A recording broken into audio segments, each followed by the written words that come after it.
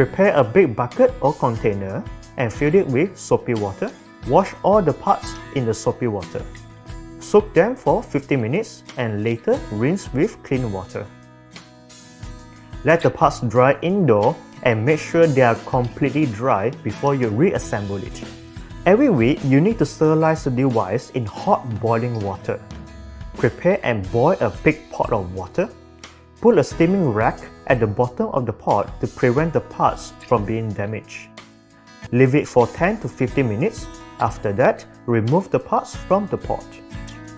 Let the parts dry indoors and make sure they are completely dry before you reassemble it.